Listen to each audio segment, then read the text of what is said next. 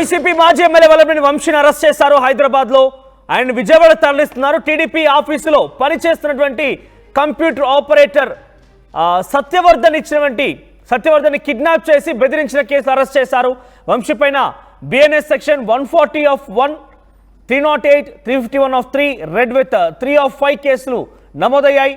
వల్లభనేని వంశీ పైన అట్రాసిటీ కేసులు నమోదైనట్టు తెలుస్తోంది. నేరం రుజువైతే వంశీకి 140 ఆఫ్ 1 యాక్ట్ కింద 10 ఏళ్ల జైలు శిక్ష పడే అవకాశం ఉంది. వల్లభనేని వంశీ ఇంటికి నోటీసులు అంటించారు పోలీసులు. ప్రస్తుతం ఆయన హైదరాబాద్ అరెస్ట్ చేశారు. హైదరాబాద్ నుంచి ఏపీకి తరలిస్తున్నారు. ఏపీకి తరలించిన వెంటనే ఆయన్ని రిమాండ్కి పంపించే అవకాశం కూడా ఉంది. కోర్టులో ప్రొడ్యూస్ చేసి పలు సెక్షన్ల కింద కేసు నమోదై సత్యవర్ధన్ పైన దాడి చేయడంతో పాటుగా ఆయన్ని కిడ్నాప్ చేశారని ఒక కేసులో అరెస్ట్ చేసినట్టు తెలుస్తోంది.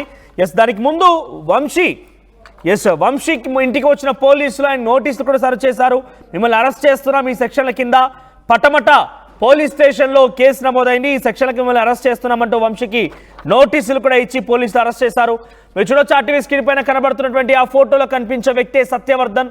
ఆయననే వల్లభనేని వంశీ కిడ్నాప్ చేసి ఆయన్ని ఇబ్బంది పెట్టారు. అందుకే ఆయన ఇచ్చిన ఫిర్యాదు మేరకే పటమట పోలీసులు వల్లభనేని వంశీ పైన SC/ST అట్రాసిటీ కేసు నమోదు చేసినట్టు తెలుస్తోంది. ఆయన అరెస్ట్ని చేసి ప్రస్తుతం హైదరాబాద్ రాయదుర్గం పోలీస్ సహకారంతో వంశీని అరెస్ట్ చేసి పోలీసు విజయవాడ తరలిస్తున్నారు.